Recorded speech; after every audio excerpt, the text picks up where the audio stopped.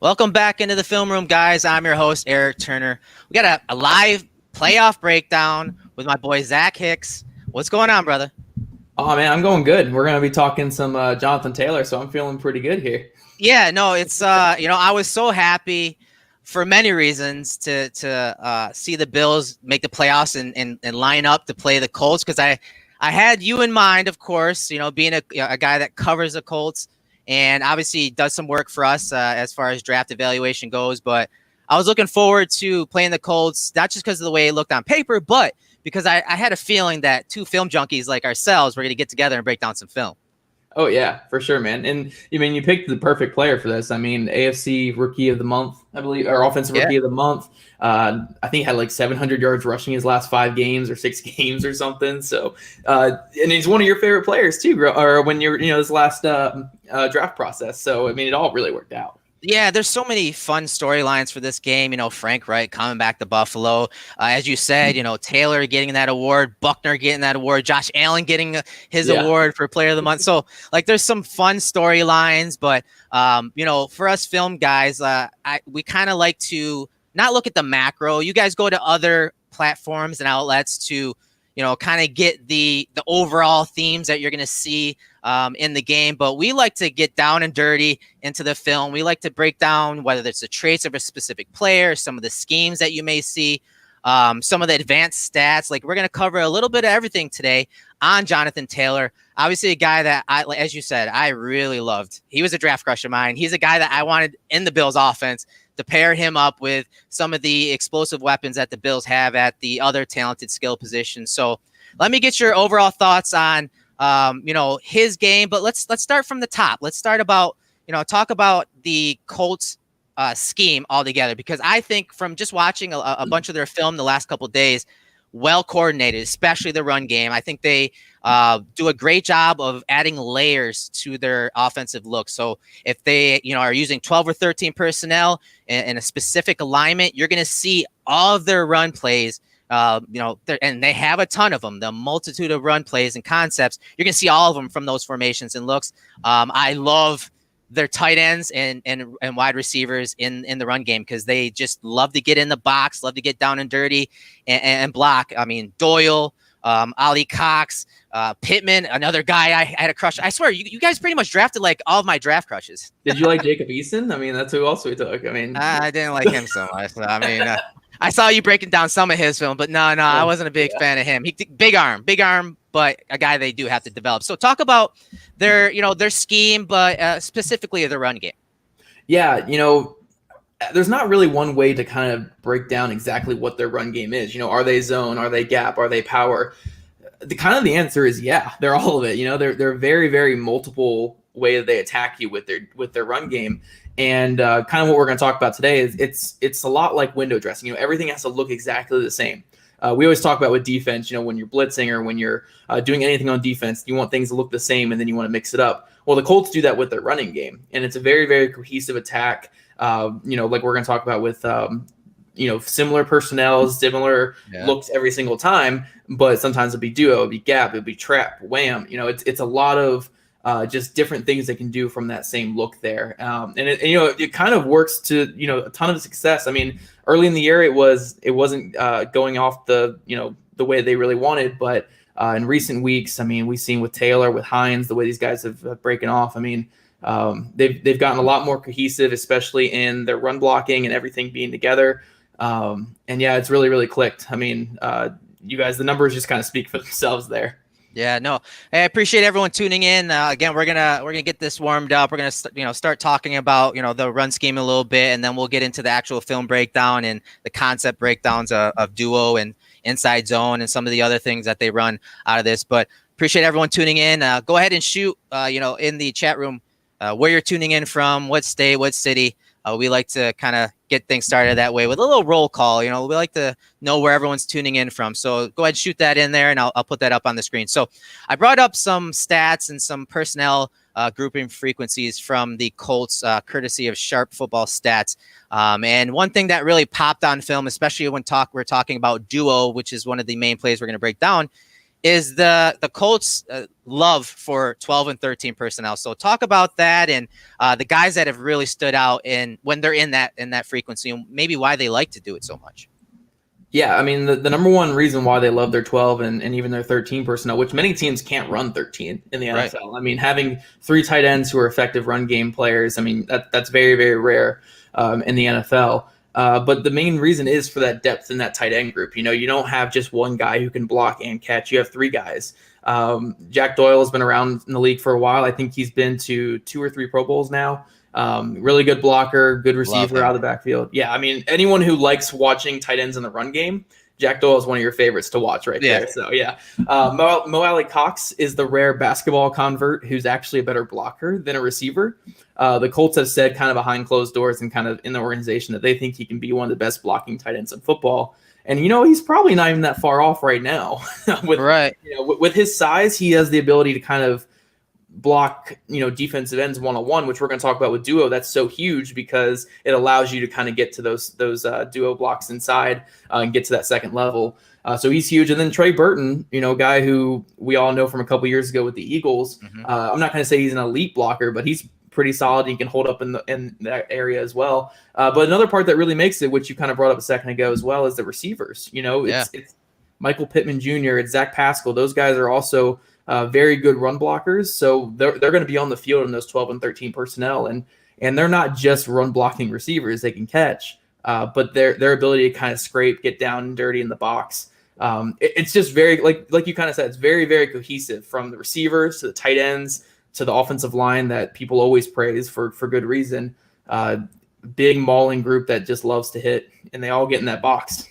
Yeah, and you know, you talk about when we're looking at duo later, and even inside zone, you know, there's a lot of combination blocks. There's a lot of what we call ace, deuce, and tray blocks, and those blocks by the tight ends and the tackles, those combination blocks, those tray blocks are very important to a lot of the run combinations or run plays that you guys put on film because a lot of these plays, they want to get that vertical movement. So they got to work those combination blocks. And you can tell they put a lot of time in just from watching film. You can tell that they put a lot of time in together in practice and working those combination blocks because there's this not just, a power movement of getting that displacement away from the line of scrimmage and playing on the defensive side of the line of scrimmage, but there's also a timing element to those kind of plays and when to peel off. Like if the linebacker is screaming downhill and shooting, firing his gun into the gap, well, that combination block has to, dissipate and guys have to peel off and go pick them up. And I thought that Doyle did a great job in that department. There's one play we're going to break down where he did a great job of processing post snap.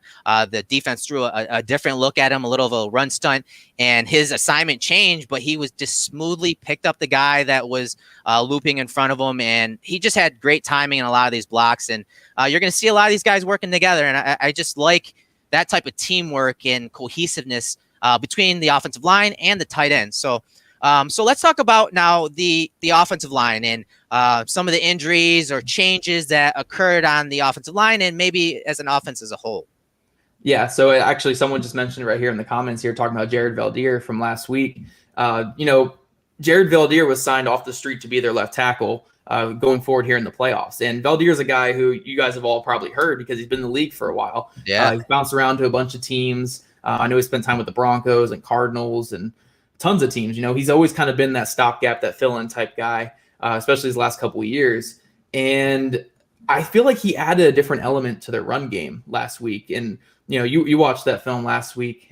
He was just a big power guy that the Colts haven't really had on that left side. That kind of meshed well with what the other guys do up front. I mean, everyone knows the Quentin Nelson and Ryan Kelly, Braden Smith, just huge tanks that are people movers. Mark Lewinsky's good in that area as well. All these guys are good run blockers. And then you add a guy like Valdir who maybe isn't that level of athlete, but he's also kind of a like what I put as a bulldozer in run game is what I put in my film breakdown of him. I mean, he was kind of plowing dudes there. And, when you look at the offensive line as a whole, they want to be athletic. They want to get to that second level, like you mentioned.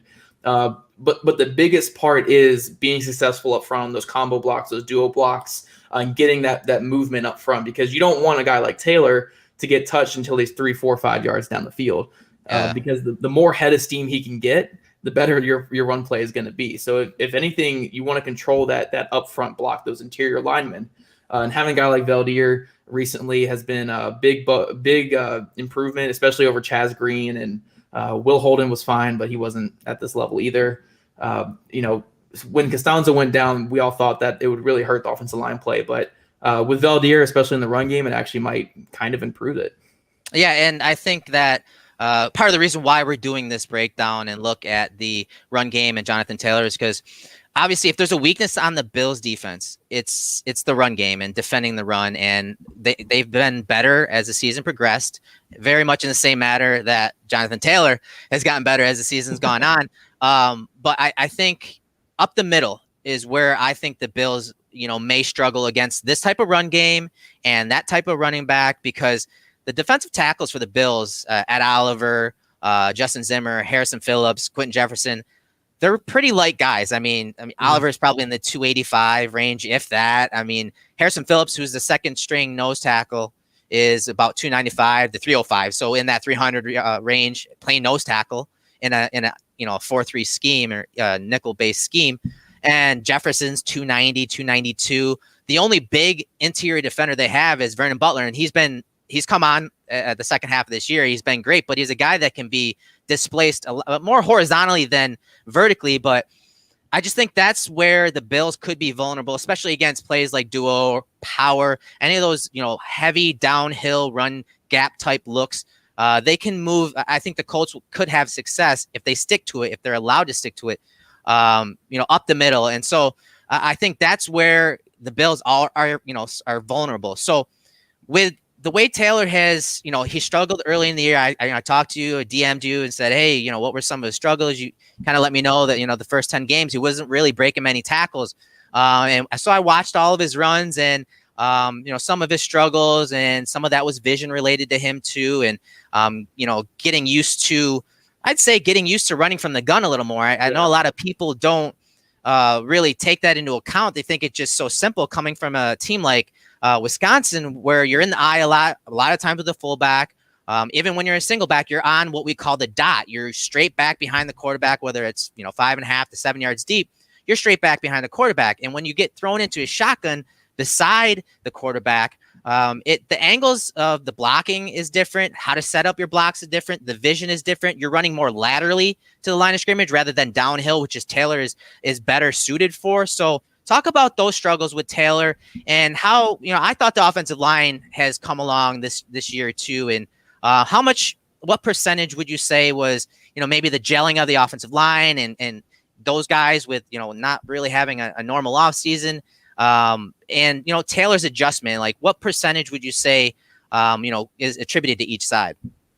Yeah, I feel like you have to put a good bit of it on that kind of gelling and the offensive line struggles early, because it wasn't just Taylor who had a poor yards per carry. I mean, we're looking at, I think, Jordan Wilkins, who has almost a 5 yard per carry in his career before this year, was at 3 point something the first couple weeks, the first 10 weeks as well. Nyheim Hines, even though he's a career 3.8, 3.9 type yard per carry guy, he was at 2.9 for the first 10 weeks. So when it's just one running back, you can maybe point to that one running back. But when all three of them are having that low yard per carry, again, especially a guy like Wilkins, who career-wise has always been around 5 yards per carry, then there's probably something going on up front. And there really were a lot. I mean, we could see it wasn't really one player either on the offensive line. It was just every now and then, every single play that didn't work, there was one mistake from somebody. It wasn't the same guy. It was just one missed block here, not enough movement here. Quentin Nelson, I don't think, was at the same level he's at right now early in the season.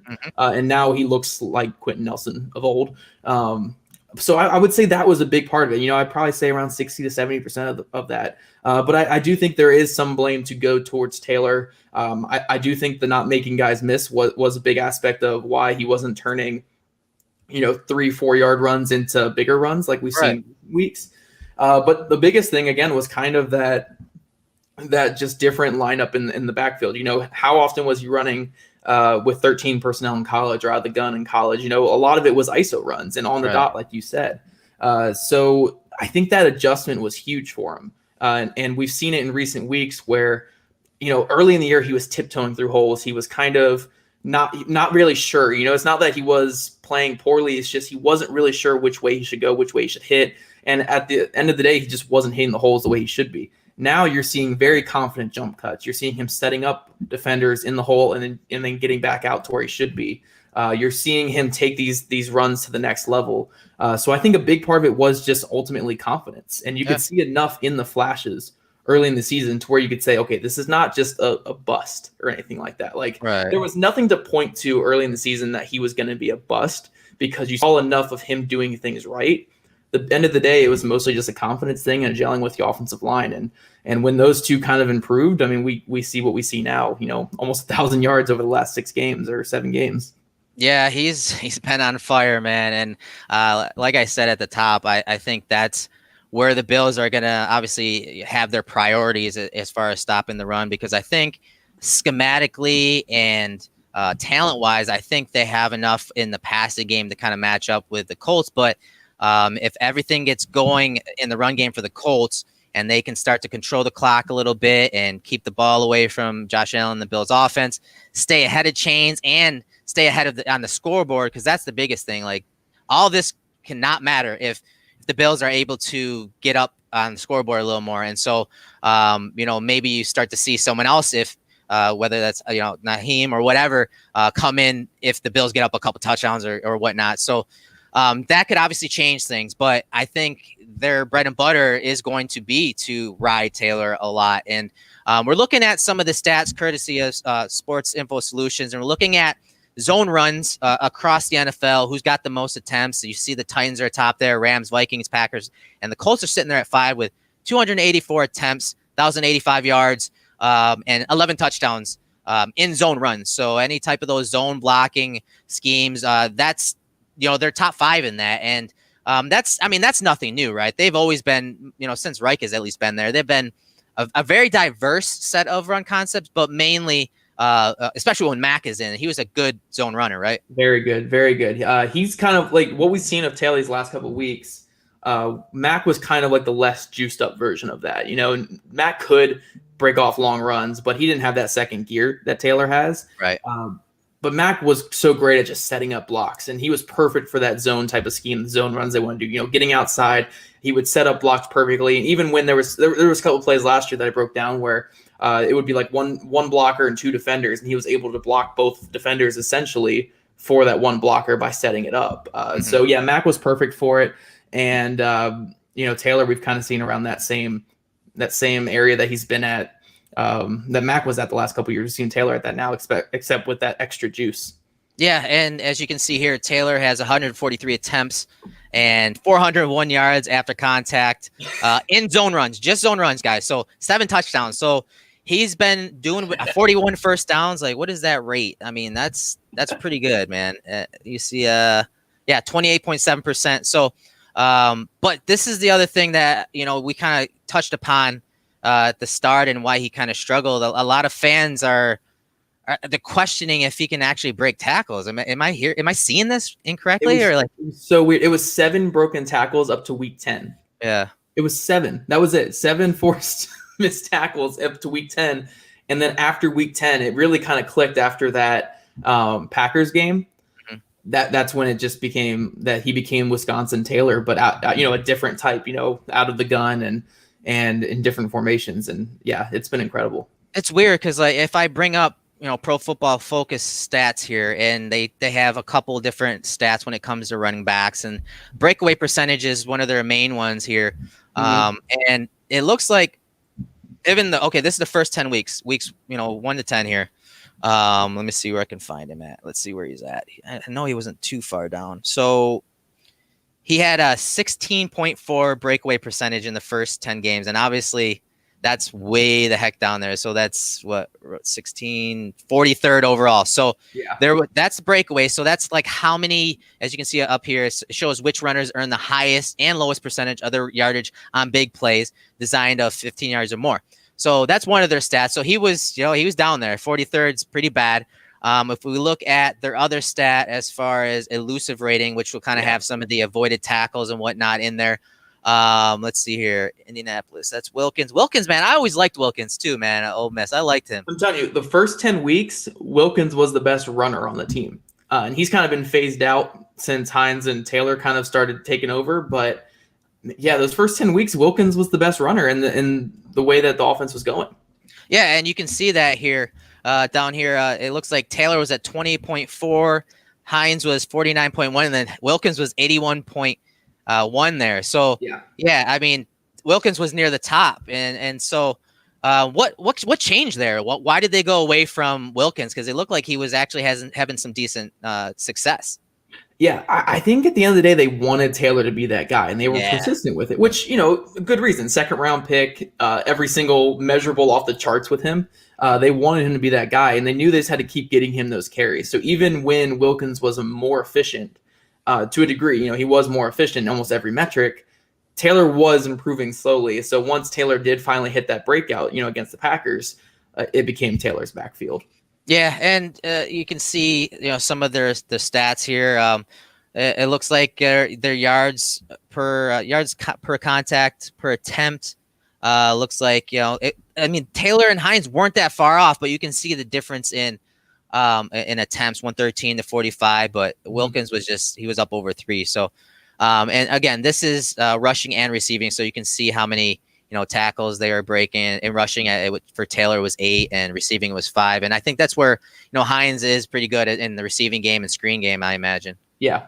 Yeah. So yeah, it's, it was interesting to see that because again, I was a big Wilkins fan, and he's been a steady guy that when given the chance in the Colts offense the last, couple years, I thought that he's actually done, quite well. So now let's get back to Taylor. Obviously he's been tearing it up the last, last few months, few games.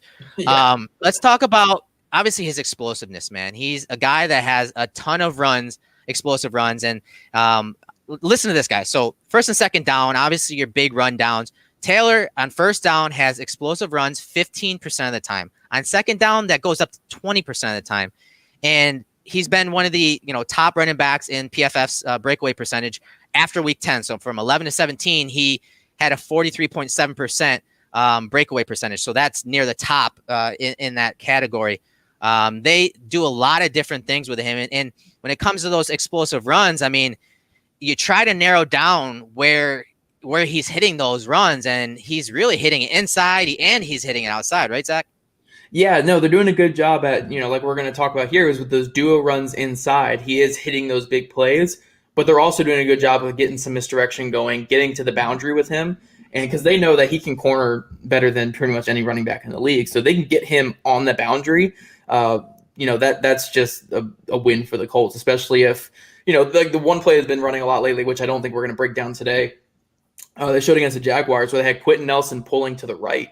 Yeah. And they would actually toss it out to the left to Taylor. So the whole defense is reading, Nelson's pulling. That's where the power is going to come. They were tossing it out to the left, and Taylor was able to hit that backside. And, if you don't have defenders flowing that way, he's going to turn on those jets. I mean, 4.3 speed, especially in that body. If you even get him in one-on-one, he's going to run through you. So, I mean, he's doing it everywhere. It's, to the right, to the left, inside, outside. They're just getting him the ball pretty much anywhere right now, and they're able to find success.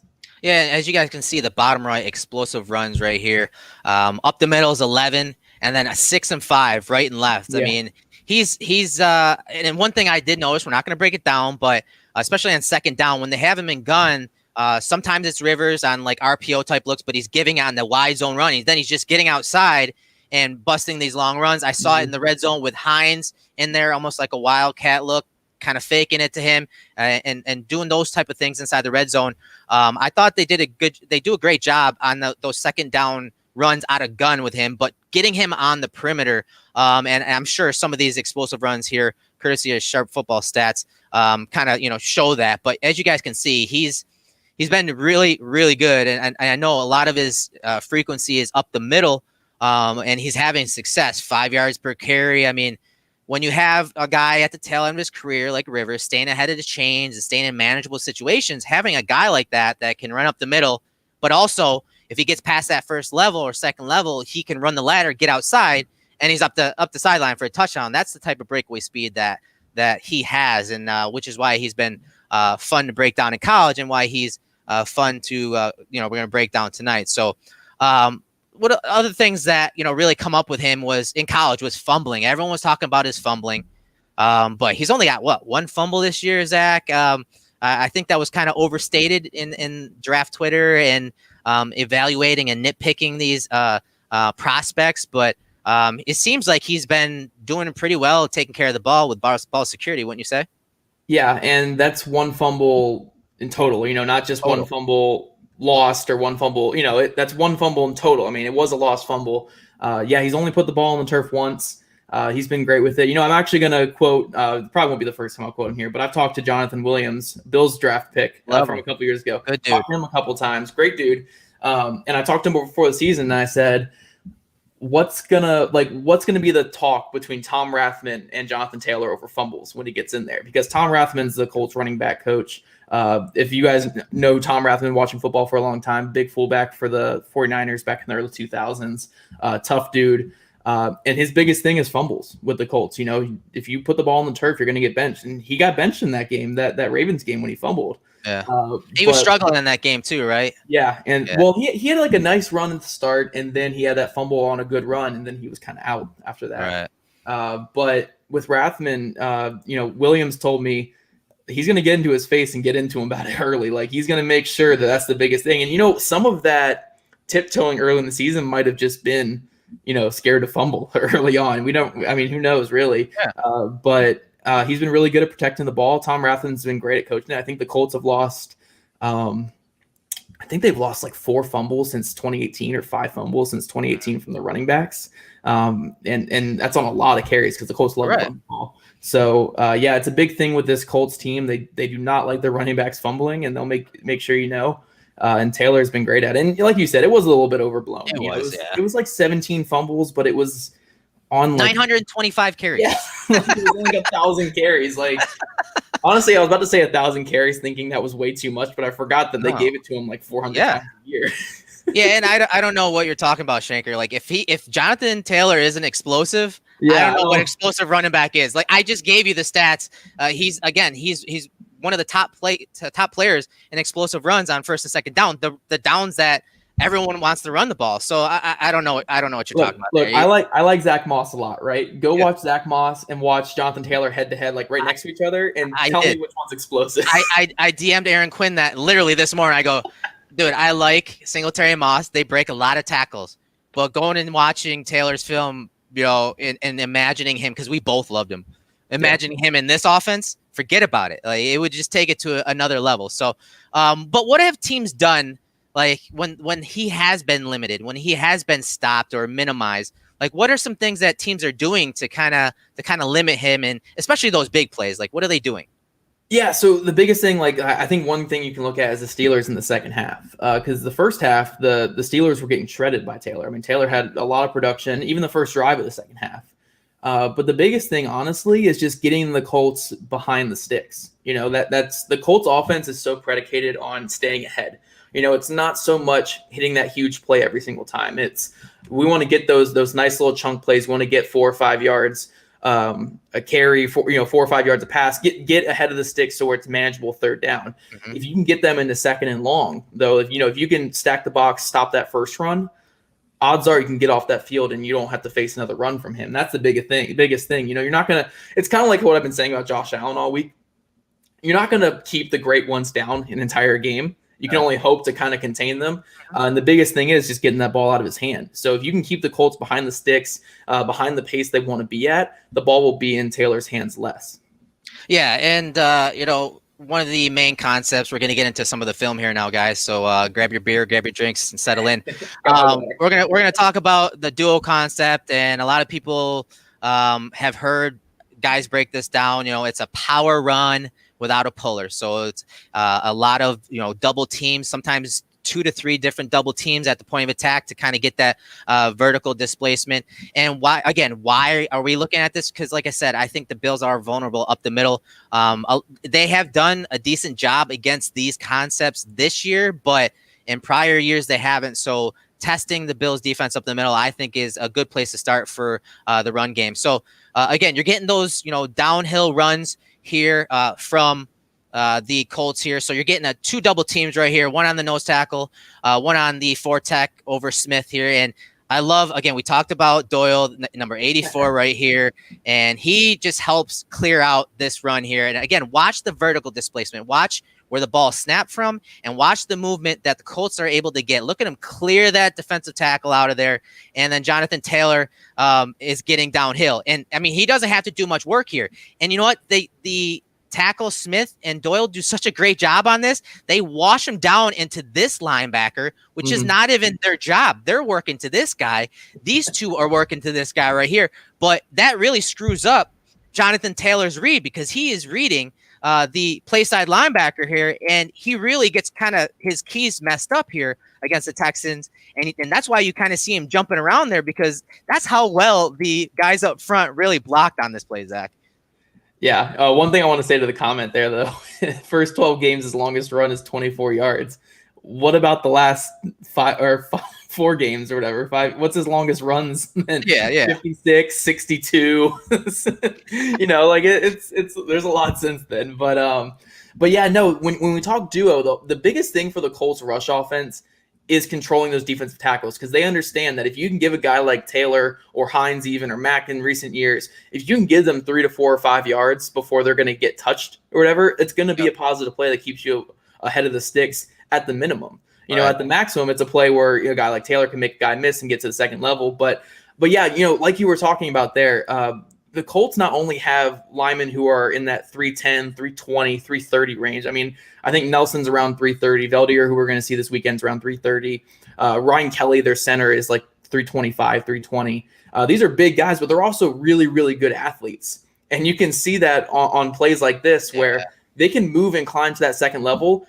But, like, go back to the beginning of this play. Look at Glowinski here, the way he's able to just place this nose tackle here.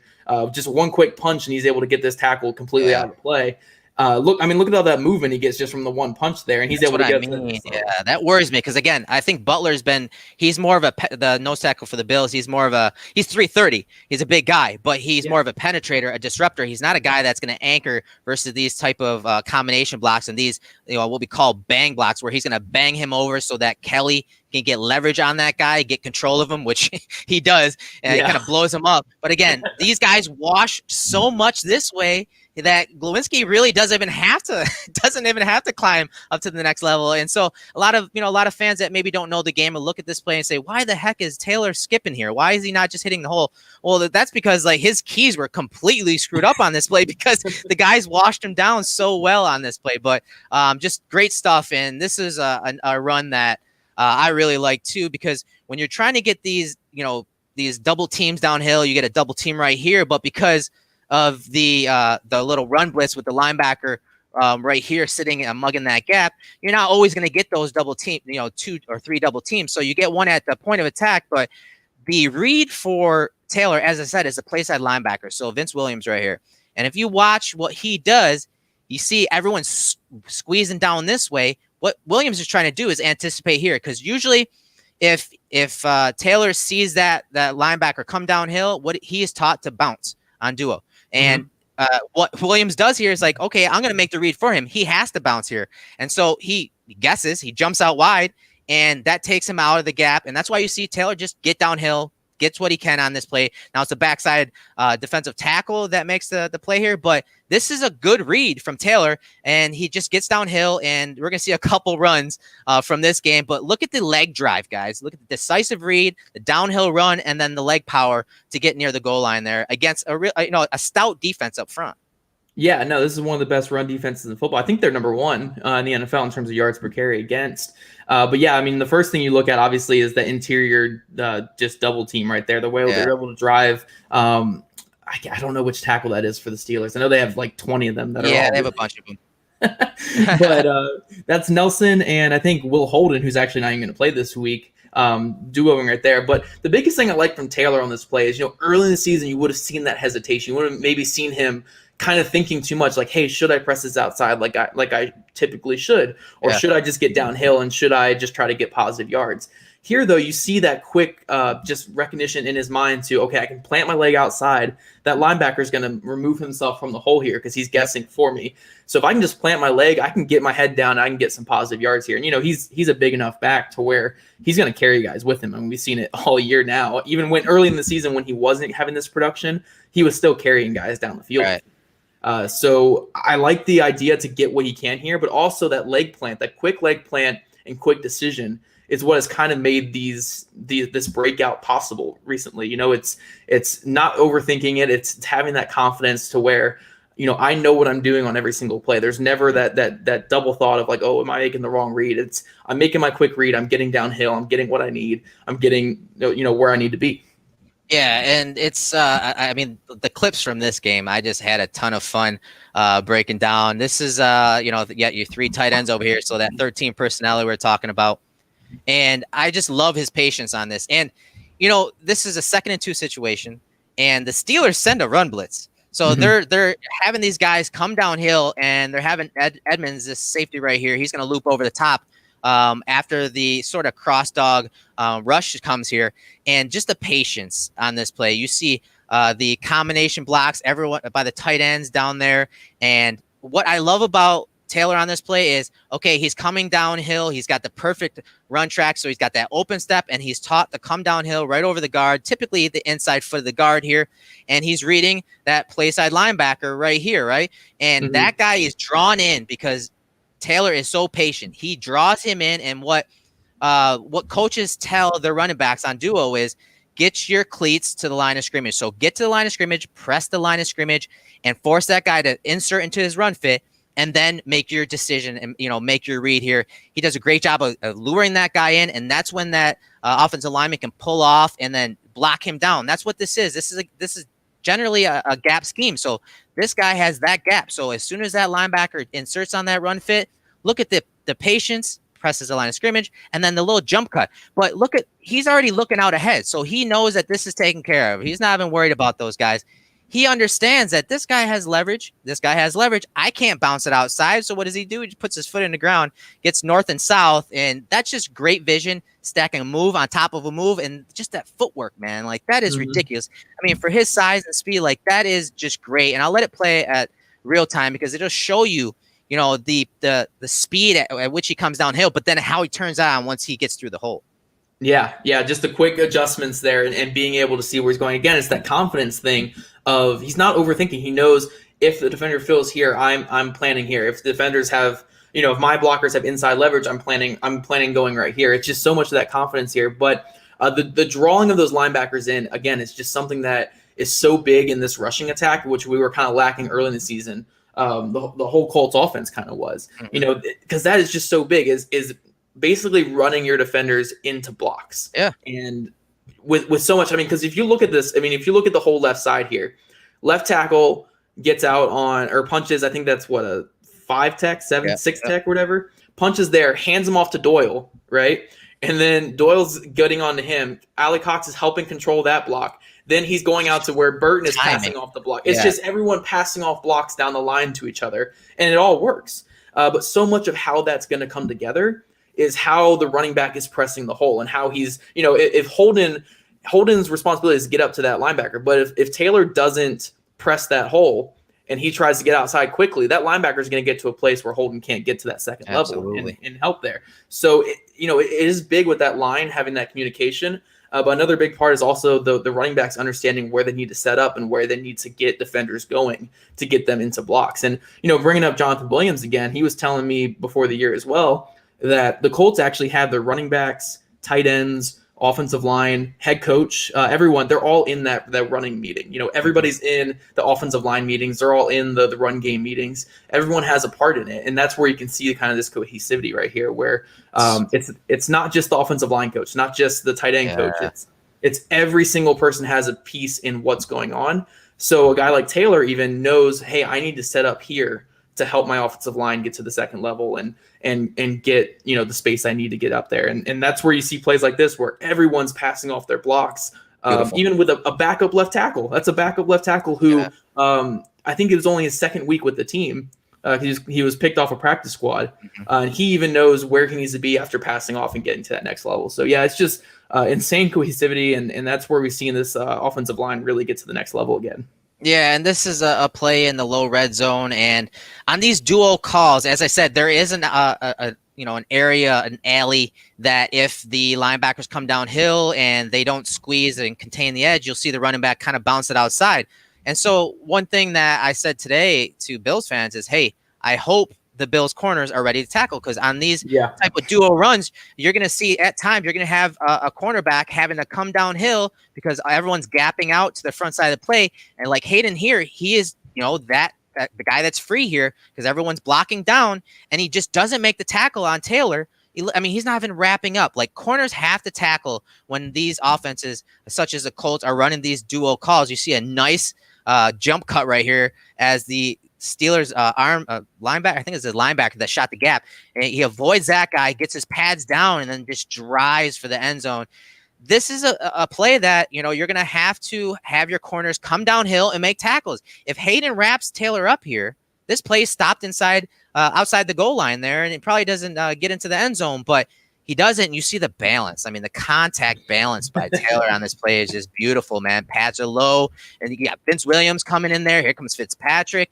I mean, this is a great job of keeping his balance and driving into the end zone on this run, man. What did you like about this play and this drive from Jonathan Taylor?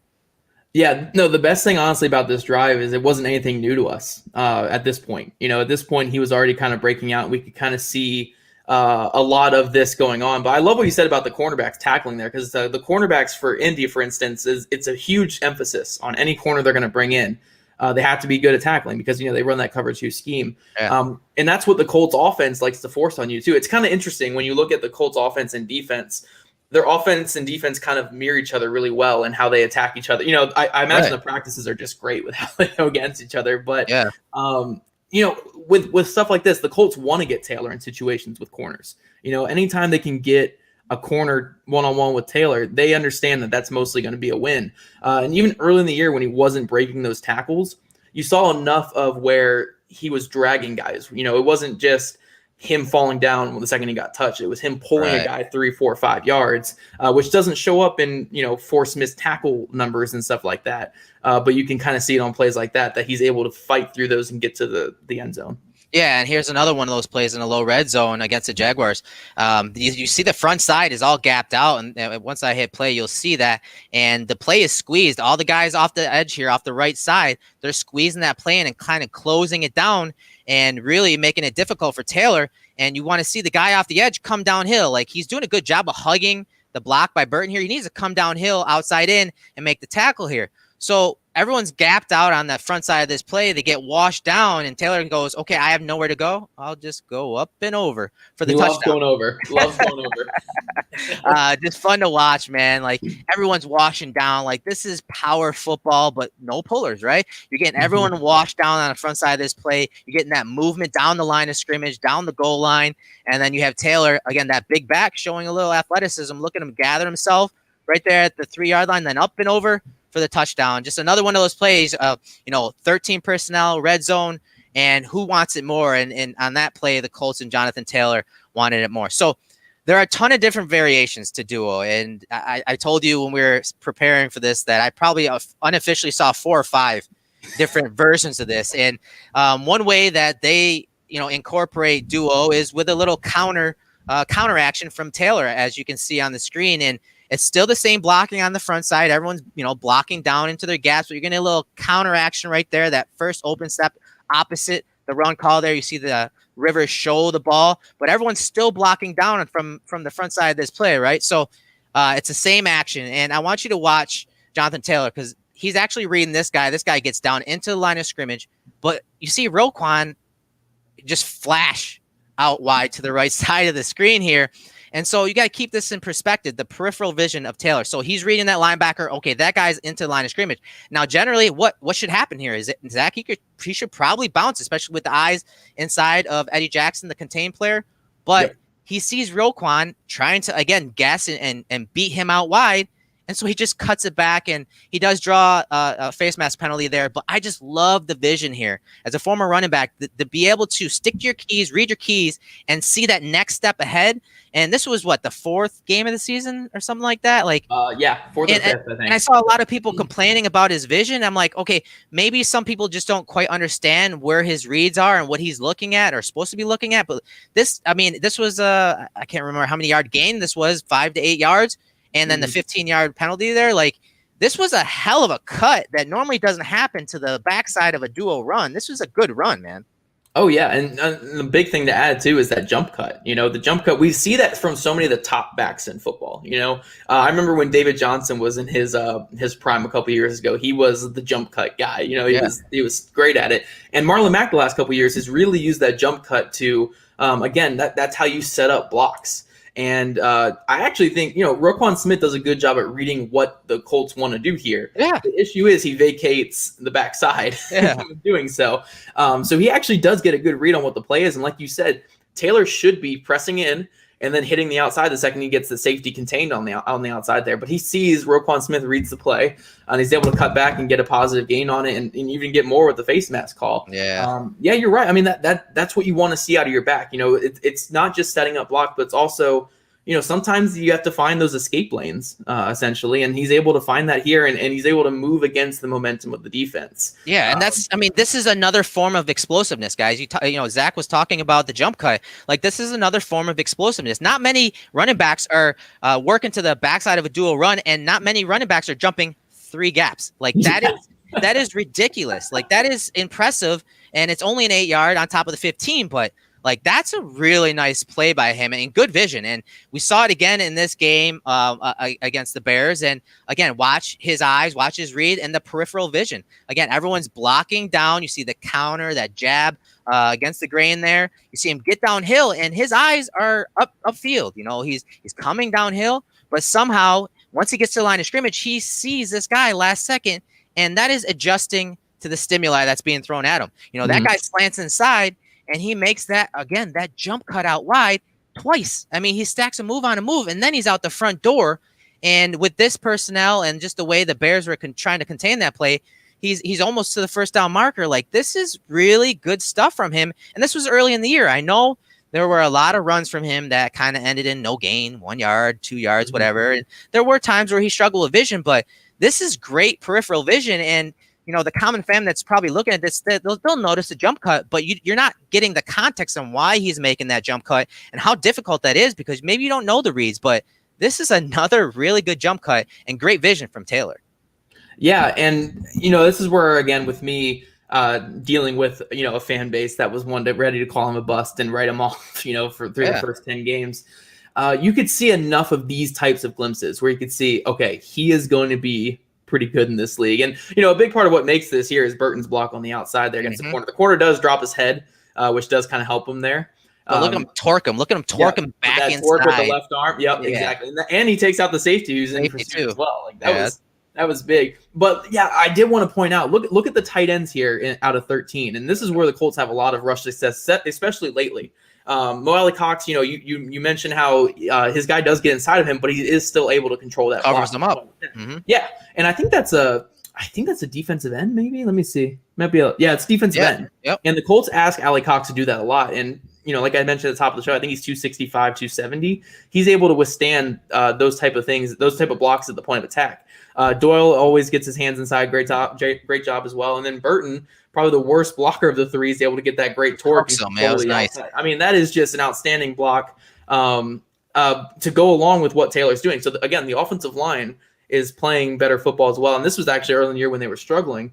But, yeah, Taylor's vision, I really thought that was kind of overblown. Again, the biggest thing for me early in the year was making guys miss and just being confident.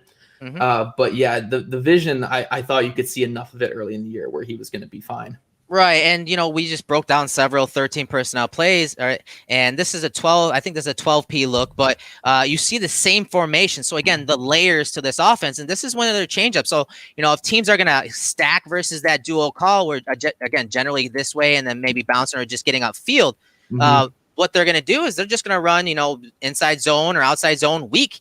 And I mean, look at this this combo block at the point of attack right here by the interior lineman right there. Nice combo block to the second level, and then watch the footwork. This is a little detail. Again, I used to play running back, so little things like this I like. The footwork and the setup, that open step by Taylor. What that does is these guys on this side to the weak side of the formation, Watt and whatnot, to this side, especially number 33 right here, they're reading the near offensive lineman to the running back. And so when they see the combination block, when they see the footwork of Taylor, he's, that's more of an outside zone track, so the way he opens there. And so watch what that does, that little detail, that Rathman and this staff put in. Watch what that does to number 33. Look he jumps outside. And why is that important? Because now that wide receiver has an angle on that guy. He has leverage on that guy. And now that's Pittman, right?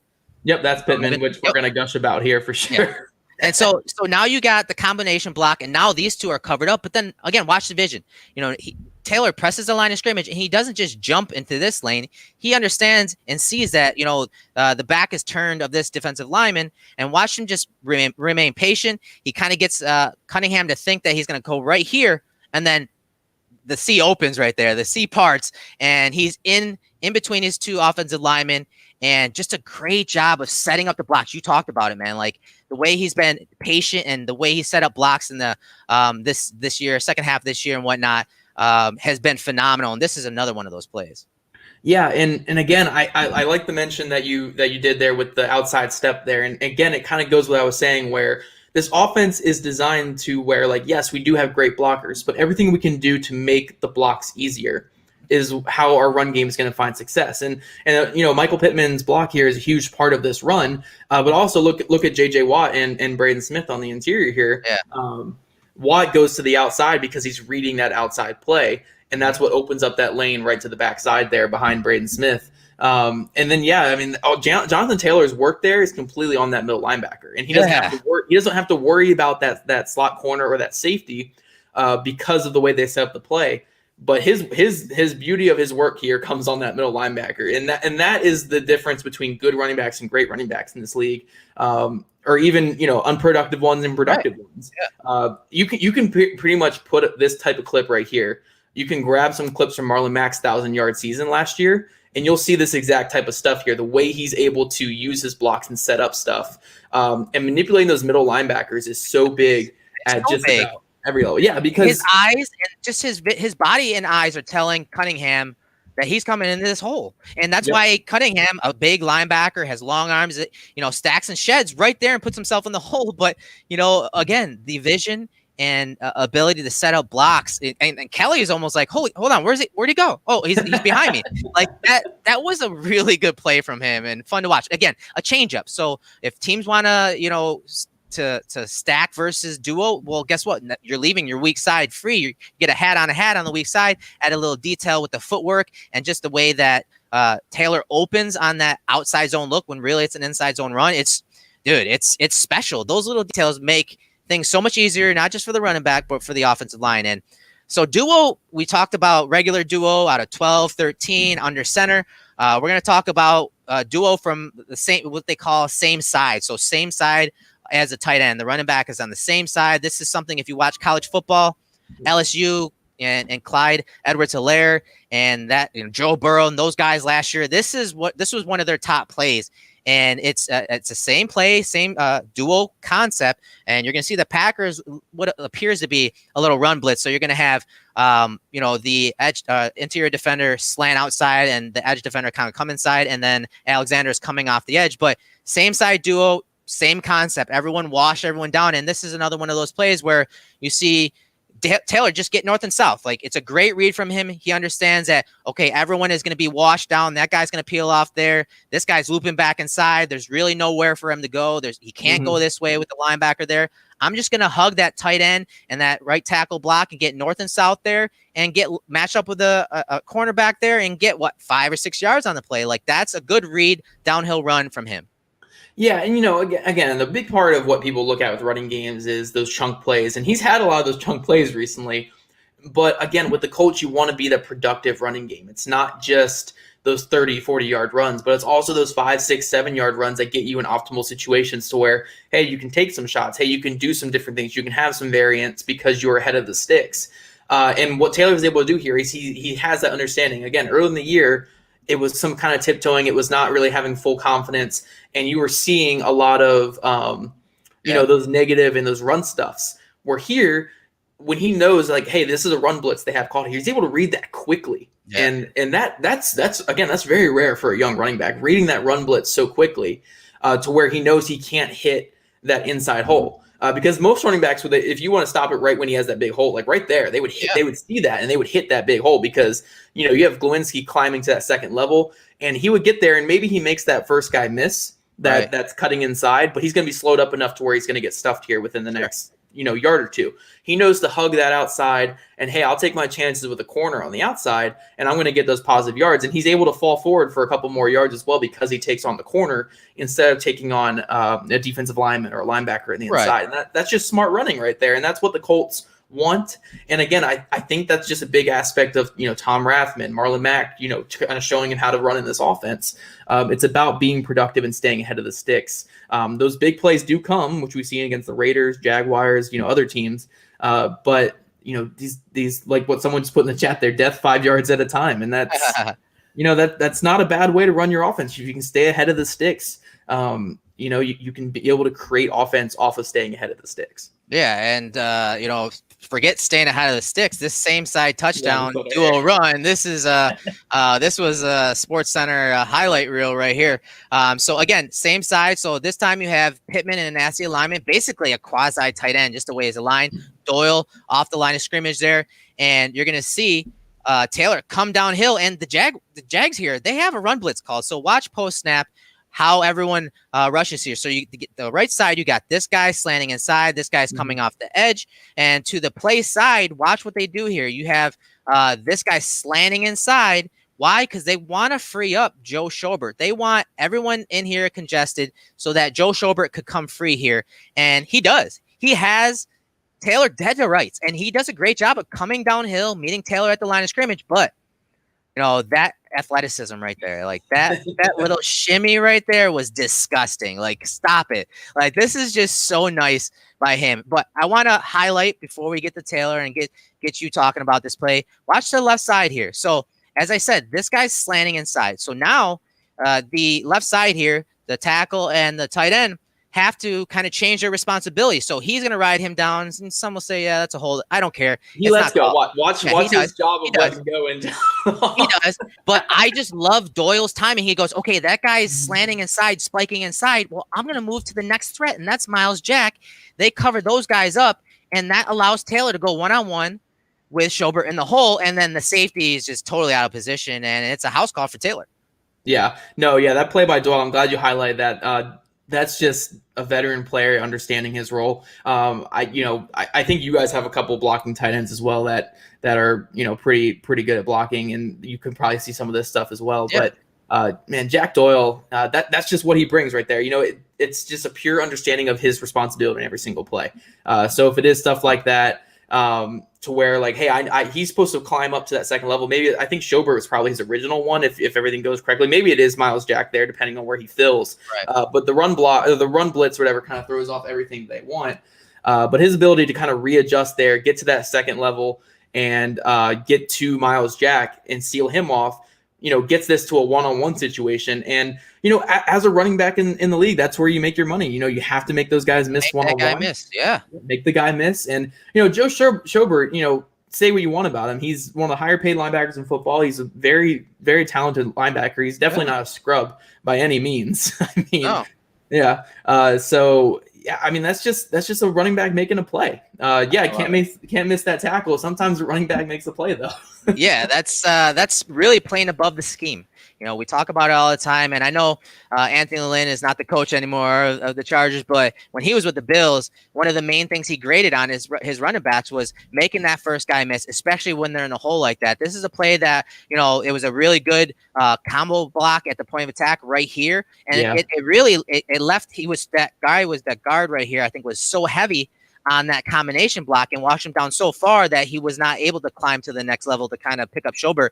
And that put Schobert right in a hole. And, that Taylor this is what he has to do. As you said, man, running backs have to make that first guy miss, especially in the hole, especially when that guy is the only guy that really has a chance to stop you from getting a long run like that. Just an awesome play by him in the hole. And obviously the breakaway speed, that explosiveness was tremendous as well. So same side, same side runs, same side dual runs. They have changeups as well. And one thing that they're going to run off of this is just inside zone. And this is another play that it looks very similar. It looks very similar to duo, especially same side duo. I mean, all the guys are zone blocking to their left, but it looks very similar. But as you can see, the backside tight end is kind of peeling back right here and picking that guy up that's slanting inside. But I just really like this play because he did a great job of sticking to his keys and getting downhill. But you see Taylor's helmet kind of looking out here at this guy, and he's screaming off the edge. But look, the little shimmy right there shaves that angle. So now that guy cannot just come down the line of scrimmage and get Taylor. So now he has a good hole set up, and then he's making breaking tackles and falling forward on an easy run, an inside run, a change up to duo, slightly different reads. And I just love how he lets, the reads come to him. This guy's coming downhill. This guy's spiking. That's who he's reading right now in this inside zone run. That guy's getting washed down by Smith, and he just gets north and south and gets into the secondary. Yeah, no, I love the mention of the shimmy there, because if he doesn't, say he just hits that hole quick, the safety might have time to readjust and kind of get over the top and get to that hole. But having that little shimmy, that little hesitation, gets that safety crashing and screaming off the edge to where he's able to get up. And again, it's just another example of blocking unblocked defenders. As a running back, you also have blocking responsibilities, and that was one of his blocking responsibilities in this play. But one thing I do want to highlight is, how hard do you think it must be to be a one tech or a shade nose tackle against these duos teams? because you're gearing up for the double team from Quentin Nelson, Ryan Kelly, Mark Lewinsky. I mean, you're gearing up for these double teams on the interior, and your job is, I need to eat up these two blocks so my linebackers can make a play. Mm-hmm. So then there's going to be plays like this, though, where you're driving forward and Nelson's just going to swim over you, and you're going to look foolish on the play. Yeah. It has to be so hard to play one tech. Yeah, it's especially like you said, when those combination blocks are coming downhill and whatnot. So that was a nice highlight there by Nelson, a little swim move and getting to the next level. So here's another inside zone run. This time they have 12 personnel.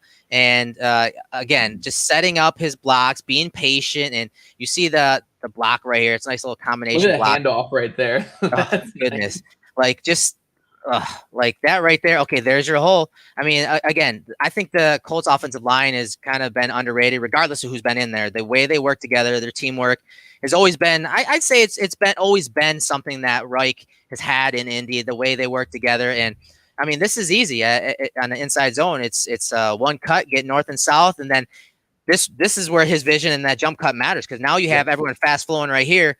And again, Cox, look at the way Cox moves to the next level here. Look him slide right there, stay with his block, stay covered. And then Jonathan Taylor, again, you talked about it several times now, he makes that block for him. And that cut is so sudden. Look at the cut right there. That's so sudden. And he's out the front door on this simple downhill inside zone run and into the secondary. Again, another explosive run from Taylor. Yeah, again, it's setting up that block, right? That's kind of what been the whole talk of this, is just that unblocked defender. In this scheme, running backs have to block as well, and that's kind of the block right there. I mean, this is just all around great here, but look at how the tight ends work on the right side here. The tight ends here are going against J.J. Watt, obviously one of the better defensive linemen in football, but they're acting like offensive linemen on the outside here. You got a quick punch from Ali Cox. Yeah, that was pretty. Quick punch to where Doyle is controlling the block against J.J. Watt. So that's a lot of trust in your tight ends. And then you have him climbing to that second level just like an offensive lineman. And then from there, obviously, it's Taylor, setting up that block and blocking the unblocked defender. But again, so much of this is just that cohesive unit. Glowinski picks up the screaming linebacker up the middle as well. Yep. The handoff from Glowinski to Braden Smith is just outstanding. Just the quick punch from Glowinski is able to decleat him. This offensive line's been playing great. The tight end's been blocking great. And a lot of what you've been saying, from 12 personnel, from same side, stuff like that. Oh, yeah, one thing I want to mention as well is, again, early season struggles. Taylor never had carries like this in college, ever. Right. No, you're right. Never getting carries like this in college. I don't think I ever saw him in shotgun. They always brought in one of their scat backs that they were in shotgun. It was never Jonathan Taylor. So this is a very new concept for him, and for him to be, I mean, this hole obviously isn't too hard to read once at the point of attack, Right. but to be able to hit, downhill and then also be able to set up blocks down the field after that. Yeah, his development in this scheme throughout this year has been one of the biggest storylines for the Colts. I mean, probably 40 clips that I really wanted to look at, but I had to whittle it down to 12, man, just for time's sake. But as you can see, his vision to me looked fine. Like I said, I saw a couple plays that, you could have dinged him early in the season, and a couple plays where he's kind of skipping into the hole where he could have just hit it. But again, I think that, that was kind of an adjustment period, and the play speed and a little bit of the offensive line, a little bit of running from the dot versus a side next to the quarterback. So there were a lot of different things that, he's dealt with as a rookie, and moments that, he's had to learn from. And so I think really, he's going to be the X factor for the Colts. I think that he's the guy that they need to carry the load, move that ball, control the clock. And really, I mean, something we talked about before going live, I think that it's going to be up to Taylor to not only, control the time of possession early, but to really stay ahead of the chains and keep that Bills offense off the field. I know it's easier said than done, and it's something that a lot of teams have been trying to do to like a Patrick Mahomes. But I think that complementary football is something we always talk about with the Bills, is that both sides of the ball have to play to each other's strengths and help each other out. So what are some things that you're looking for from Taylor and maybe the other running backs and the run game specifically, since we, kind of broke down what the Colts like to do as far as the run game goes? Yeah, the biggest thing, and you guys have heard me say it 100 times throughout this here, is just stay productive, stay efficient. That's the biggest thing that the Colts running backs can do, because the Bills defense, for the issues they might have in run defense or other issues they might have, they're an aggressive flying unit that forces turnovers. And the one thing that the Colts cannot do in this game if they want to have a chance at winning is turning the ball over or staying behind the sticks and getting Allen on the field more. Like you said, the biggest thing the Colts can do for their game plan wise is keeping Allen off the field. So it doesn't have to be those 40 or 50 or 60 yard runs from Taylor, which would be nice, but it doesn't have to be that on every single run. It can be those 5, 6, sometimes just taking the positive run and falling forward and getting ahead of the sticks. That's the biggest thing for the Colts in this game, is just staying ahead of the sticks, converting in the red zone. Those are going to be the biggest things, and that's really what I want to see from Taylor and also Nyheim Hines. But I do think they're going to have their fair share of maybe not huge runs, but they're going to have their chunk plays. I mean, this running game is clicking right now, and both these running backs are also clicking at a level where they're not just hitting the hole really well or anything like that. They're also just elite athletes. Right. You have two guys that are in their running the 4.3s that corner really well, can get to the outside. They're going to be able to get some chunk plays here. So as long as they're able to get some chunk plays and stay efficient for the most part, I think the Colts running game should be fine in this one. Yeah, I think you don't necessarily need a run game to have a good play action game, but something that, the Bills are vulnerable against is, that play action game, getting those linebackers of Edmonds and Milano, downhill into the line of scrimmage, and then just, throwing some passes over the middle to tight ends, to shallow crosses, Pittman, any of those tight ends running over the middle on those shallow crossing routes and breaking routes, off of those inside zones, off of those duo runs. Like, that's how you control the middle of the field. And that's one thing that Sean McDermott and the staff stresses, controlling the middle of the field and limiting throws over the middle. And if the run game gets going and, the linebackers are a little antsy and are clicking and coming downhill a little too quickly, you can see some of those short passes from Rivers over the middle. And I know they don't run a lot of play action, but it's going to be there. It's going to be there with how much the Bills defense is stressing, coming downhill and stopping the run. And someone mentioned that, the Bills did slow down Henry for the most part. Yeah, you can see his numbers here.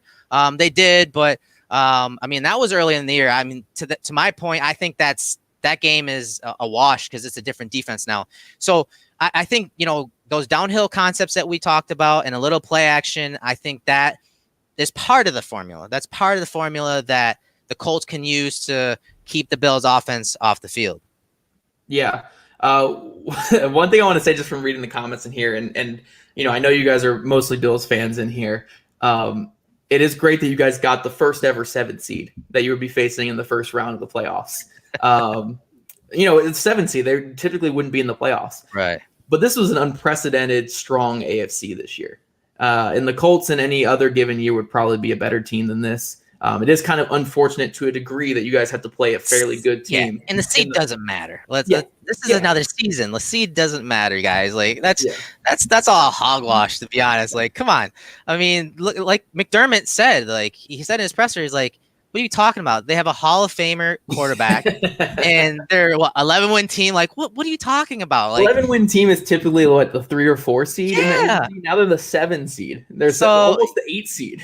So we appreciate the back and forth, and there are some Colts fans going back. It's been fun to watch in there while we're breaking down the film. Everyone talking smack. Shanker, I'm sorry if I'm pronouncing your name, but he really wants us to bash Jonathan Taylor. Like, yeah, he does. He wants us to just say Taylor's. And Shanker, all right, Shanker. So you're talking to two guys who are generally positive guys, but you're talking to two guys that look at evaluation of offenses, defenses, players, traits, any type of evaluation related to this game. You're talking to two guys that look at it from the perspective of what can you do for me, not what you can't do. These guys are drafted and put in the game for what they can do, not for what they can't do. So what you want us to talk about what he doesn't do well, you see, we talked about some of those things. We just didn't stress it because we're talking about and breaking down like what he does well, why he is on a hot streak, why they are doing so well in the run game, and what the defense of the Bills are going to have to do to stop this guy, because they're going to try to limit this guy. He's an explosive player, even though you don't believe that he really is. He is. I mean, he's shown that he has. We've shown you only 12 plays, and every one of those clips, he showed his explosiveness on a different degree or level. So we're not going to hate on the guy because this guy is good. He's good. Yeah. And trust me, we're not calling him Barry Sanders. Like, that's, we're just because we're not, being critical of his game, it doesn't mean that he's Barry Sanders. We're not gonna, we're not just gonna do all these things about guys and every single player is the best in the league. But the thing, what we're really trying to get on here, and again, I cover the Colts, for a living. I follow the Colts. I don't think they're going to win this game. It's not me just being overly excited about this and stuff like that to hype up Taylor and hype up the Colts. But it really is when it comes down to what the Bills defense needs to stop. Obviously, getting Rivers off his game is a big part because the passing game is so huge in the NFL. But if the Colts are able to stay ahead of the sticks and stay efficient, with Taylor running the ball, that is, Rivers is going to have an easier path to not get to the level of what we've seen in him in struggle games. He struggled in games against the Browns. He struggled in games against the Ravens. He struggled against the Steelers in the second half. And why has he struggled in those games? It's because the running game has been behind the sticks. It's been because the offense is behind and he's having to force things. So if someone like Taylor is not stopped and he's able to do what he's been doing in recent weeks, Rivers has that kind of greater room to be efficient and the Colts offense to stay ahead. And that's the biggest thing right now. The Bills are going to score in this one. Everyone knows the Colts defense probably knows to a degree that the Bills are going to score. The biggest thing is that the Colts can score with them and they can stay efficient.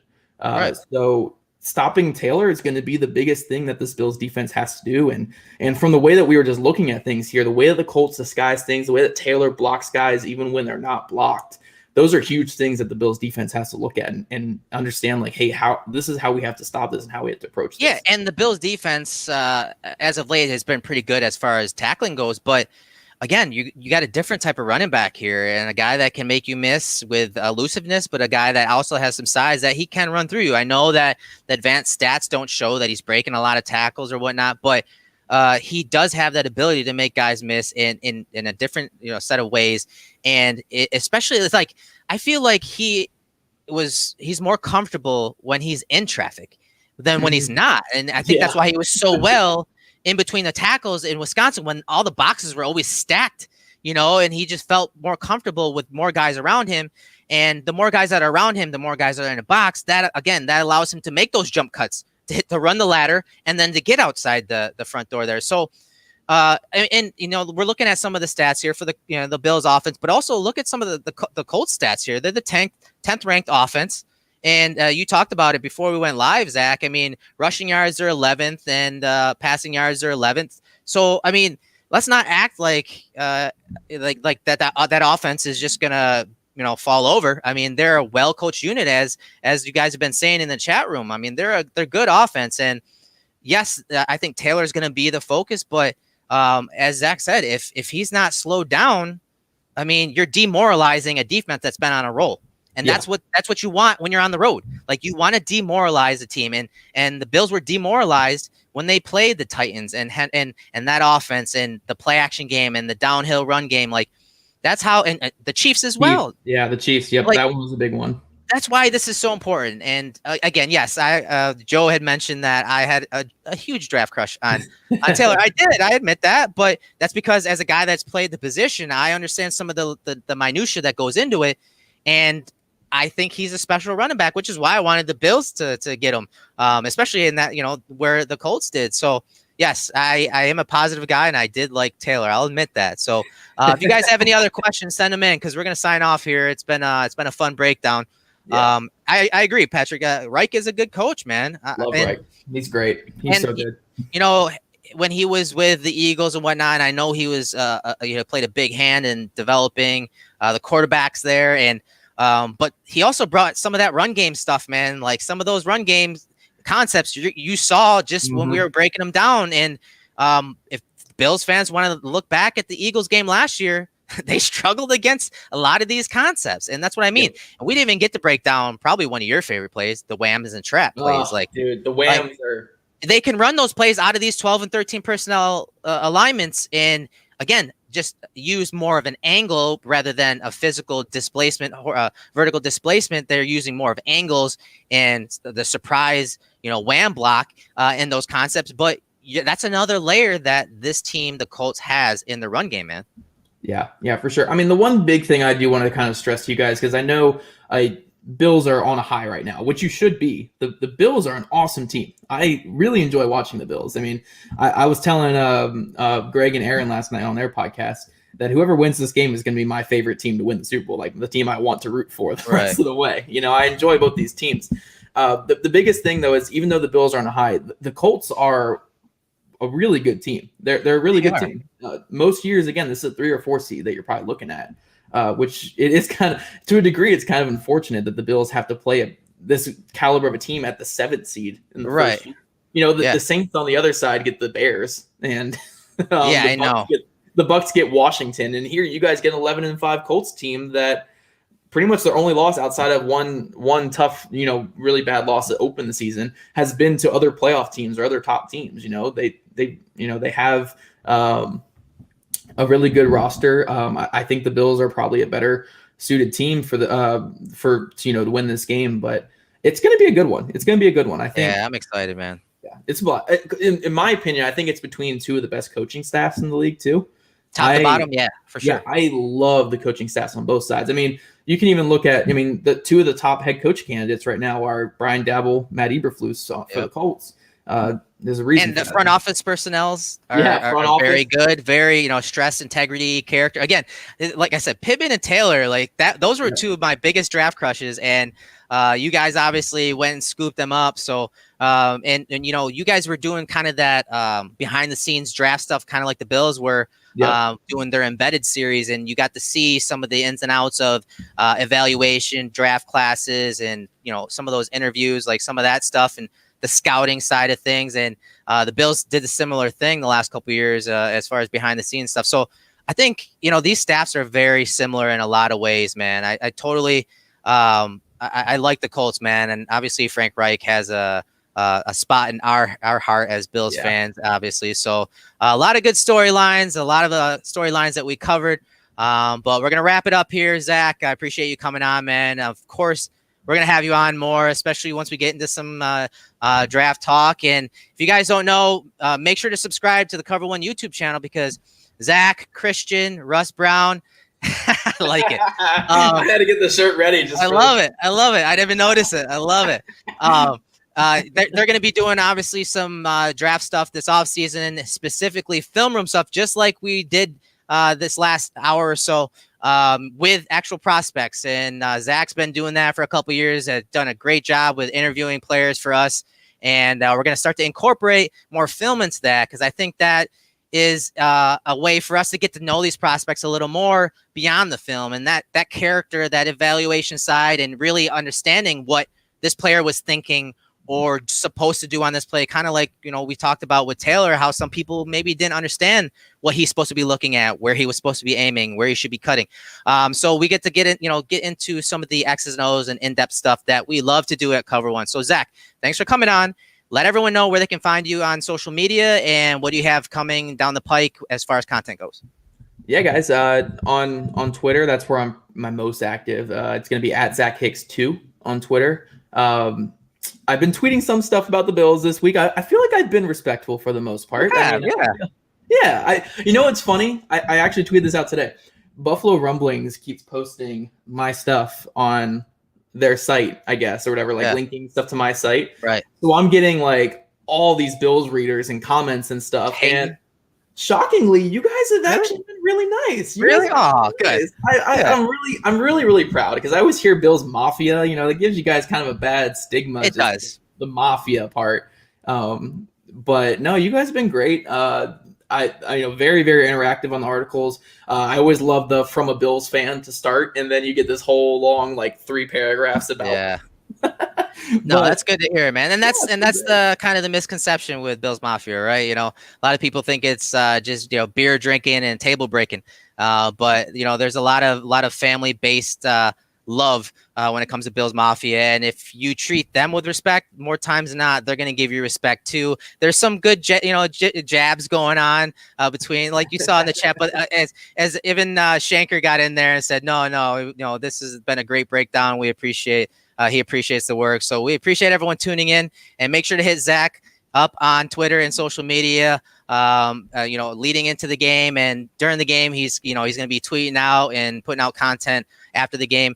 Make sure to click the reminder on our YouTube channel, subscribe, tell a friend, share the content. We do this for you guys. Everything that you saw when it came to the programs, the applications, all of the subscription sites, PFF, Sports Info Solutions, all of those websites that you saw, advanced stats, film breakdowns, all these things are done thanks to you guys. Thanks to you guys for tuning in and on our YouTube channel, supporting our work, sharing our work.